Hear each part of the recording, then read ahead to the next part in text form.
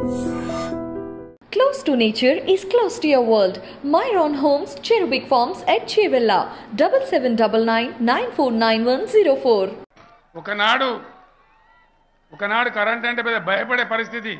ఇలా రైతులు నిలబడాలని, వ్యవసాయం పండగ కావాలని, మా రైతుల ముఖాలలో చిరునవ్వు ఉండాలని మీరు ఎన్ని హాస్పిటల్ పెట్టుకున్నా, ఎన్ని మోటార్లు పెట్టుకున్నా కూడా సంవత్సరానికి 12,000 కోట్లు ఖర్చు పెట్టి ప్రభుత్వం మీకు ఫ్రీ కరెంట్ ఇస్తా ఉంది. మీ అందరికి ఒకటే మాట చెప్తా ఉన్నా, బీఆర్ఎస్ అంటే భారత రాష్ట్ర సమితి మాత్రమే కాదు, బీఆర్ఎస్ అంటే భారత రైతు సమితి. ఇది రైతుల పార్టీ, మీ పార్టీ. ఇవాళ కేసీఆర్ నాయకత్వంలో రైతు బంధు లాంటి పథకం, ఎండాకాలం వచ్చిందంటే యాసంగి నాట్లేసే టైం వచ్చిందంటే, వానకాలం నాట్లేసే టైం వచ్చిందంటే రాష్ట్రంలోని 65 లక్షల ఫోన్లు టింగు టింగు టింగు అని మోగుతుంటాయి.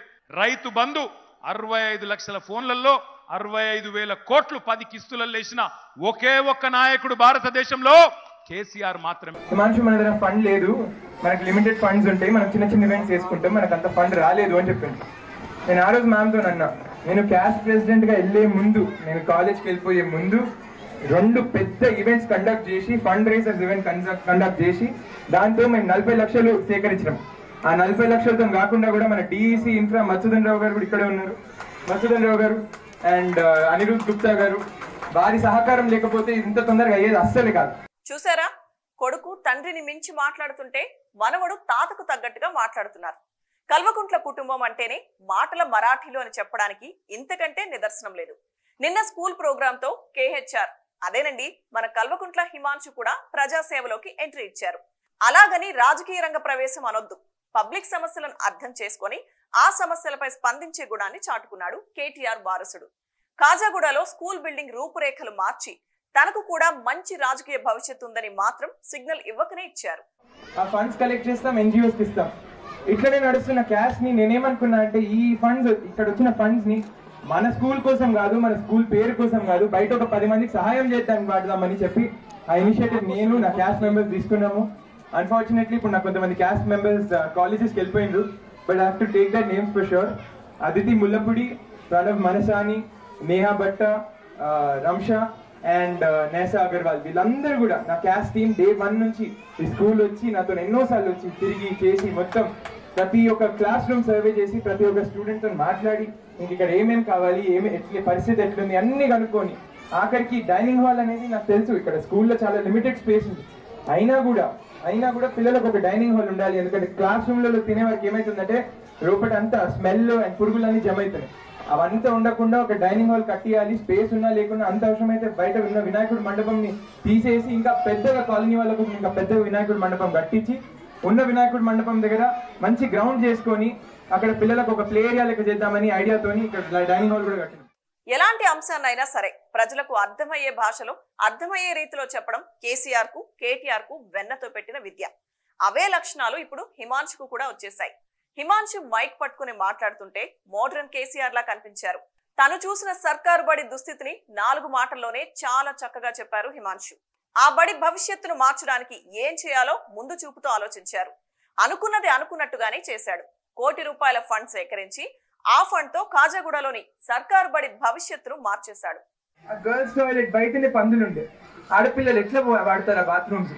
ఎంత చిన్న పిల్లలు, వాళ్ళకి ఒక మౌలిక సదుపాయం అది కూడా లేకపోతే ఎట్లా అనే బాధ. దాని తర్వాత ఇక్కడ మొత్తం స్కూల్ అంతా సర్వే చేస్తుంటే ఇక్కడ పిల్లలన్నీ రాళ్ళ మధ్య ఉరుకుతున్నారు. ఒక్క పిల్లడికి నేను రాగానే వచ్చిన రోజు దెబ్బ తాకింది కూడా, మెట్ల మీదకి వెళ్ళి పడ్డాడంట జారి. ఎందుకంటే మెట్లు కూడా ఈవెన్ లేవు, ఏదో కట్టేటట్టు ఉన్నాయి, అట్లా సో జారి కింద పడ్డాడంట. సో అట్లా మేము మొత్తం స్కూల్ తిరిగి, ప్రతి ఒక్క క్లాస్ రూమ్ తిరిగి, స్టేషనరీ, ఫర్నిచర్ అంతా రివ్యూ చేసి హెడ్ మాస్టర్ గారిని అడిగాను, సార్ ఒకసారి మీ ఆఫీస్కి వెళ్దాం మాట్లాడదామంటే ఈ ఆఫీస్ రూమ్లోకి తీసుకెళ్ళండి. మొత్తం స్టూడెంట్స్ ఉన్నారు. సార్ అదేంటి మీ ఆఫీస్లో స్టూడెంట్స్ ఉన్నారు అని అంటే, సార్ ఇదే ఆఫీస్, ఇదే క్లాస్ రూమ్, స్టాఫ్ రూమ్ కూడా ఇదే అన్నారు. నేను షాక్ అయినాను. అంటే 100% నాకు ఇట్లాంటివి కొత్త, నేను ఇంతకుముందు ఎప్పుడు చూడలేదు. ఎందుకంటే నేను చదువుకున్నది ప్రైవేట్ పాఠశాలలో. సో నేను ఫస్ట్ టైం హెడ్ మాస్టర్ గారి రూమ్ చూసి, అదే ఒక క్లాస్ రూమ్, అదే ఒక స్టాఫ్ రూమ్, అదే ఒక స్టోర్ రూమ్ అంటే నాకు నిజంగా ఆ బాధ నేను మాట్లాడాలని నిజంగా చెప్పుకోలేదు. సో నేను ఆ రోజే అనుకున్నాను, మ్యామ్ మేము మళ్ళీ శాలిని మ్యామ్ దగ్గరికి వెళ్ళి, మ్యామ్ మనం గోడలు మాత్రం కట్టడం కాదు, ఇంకా చాలా పని ఉంది దాంట్లో చేద్దామని అంటే, హిమాంశు మన దగ్గర ఫండ్ లేదు, మనకు లిమిటెడ్ ఫండ్స్ ఉంటాయి, మనం చిన్న చిన్న ఈవెంట్స్ చేసుకుంటాం, మనకు అంత ఫండ్ రాలేదు అని చెప్పింది. నేను ఆ రోజు మ్యామ్తో అన్నా, నేను క్యాస్ట్ ప్రెసిడెంట్ గా వెళ్ళే ముందు, నేను కాలేజ్కి వెళ్ళిపోయే ముందు 2 పెద్ద ఈవెంట్స్ కండక్ట్ చేసి, ఫండ్ రైజర్స్ ఈవెంట్ కండక్ట్ చేసి, దాంతో మేము 40 లక్షలు సేకరించినాం. ఆ 40 లక్షలతో కాకుండా కూడా మన డిఈసి ఇన్ఫ్రా మత్స్యధన్ రావు గారు కూడా ఇక్కడే ఉన్నారు. మత్స్యధన్ రావు గారు అండ్ అనిరుద్ గుప్తా గారు, వారి సహకారం లేకపోతే ఇంత తొందరగా అయ్యేది అస్సలే కాదు. వారి సహకారం ఇది కట్టడంలోనే కాదు, వాళ్ళ సిఎస్ఆర్ ఫండ్ కూడా మాకు కాంట్రిబ్యూట్ చేశారు ఈ స్కూల్ కోసం. కార్పొరేట్ సోషల్ రెస్పాన్సిబిలిటీ ఫండ్ ఇచ్చినందుకు కూడా థ్యాంక్ యూ మత్స్యధన్ రావు గారు. You will be remembered in the school forever. As long as the school is here, you and your team will be remembered. Thank you. KCR public meeting లో మాట్లాడుతుంటే కలెక్టర్లను, అధికారులను ఎలా పలకరిస్తారో, KTR press మీట్లలో మాట్లాడుతుంటే ఎలాంటి పాయింట్స్ ని హైలైట్ చేస్తారో హిమాంశురావు కూడా అలాంటి డైలాగ్లే వేశారు. తన స్కూల్ కోసం ఫండ్ సేకరించేటప్పుడు సహాయం చేసిన అధికారుల పేర్లను హైలైట్ చేస్తూ, వారిని గౌరవంగా పొగుడుతూ, వారి సహకారాన్ని కీర్తిస్తూ స్కూల్ గురించి తన ఆలోచనల్ని పంచుకున్నారు.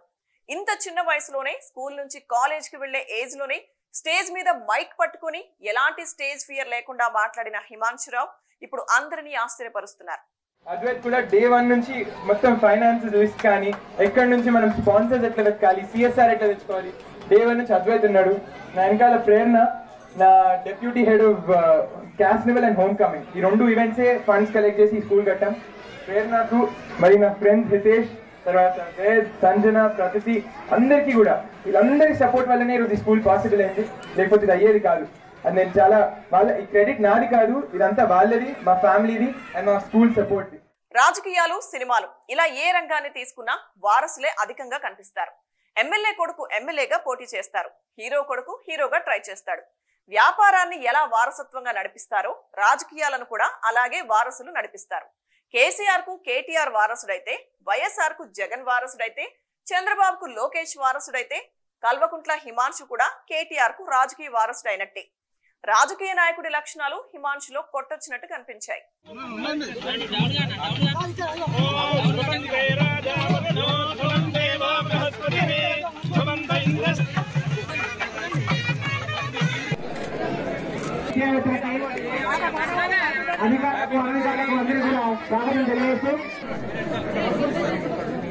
హిమాంశుకు మైక్ పట్టుకుని మాట్లాడడం నేర్పించాల్సిన అవసరం లేదు. ఇంట్లో ట్యూషన్ పెట్టి భాష నేర్పించే పని లేదు. వరుస క్రమంలో వేదికలపైన ఎలాంటి మాటలు మాట్లాడాలో హిమాంశుకు వారసత్వంగా వచ్చిందని చెప్పాలి. ఒక్క మాటలో చెప్పాలి అంటే హిమాంశు మెడలో గులాబీ కండువా వేయడం ఒక్కటే ఆలస్యం. ముఖ్యమంత్రి కుర్చీకి ఎంతో దూరంలో లేడు. కేవలం 6-7 ఏళ్ల వయసులో కుర్చీకి అతి సమీపంలోకి వచ్చేస్తాడని ఆయన చూసిన బీఆర్ఎస్ అభిమానులు చెబుతున్నారు. చూద్దాం, హిమాంశును కూడా సీఎం కుర్చీలో చూస్తామేమో. మరి మీరేమనుకుంటున్నారో కామెంట్ల రూపంలో మాకు తెలియచేయండి.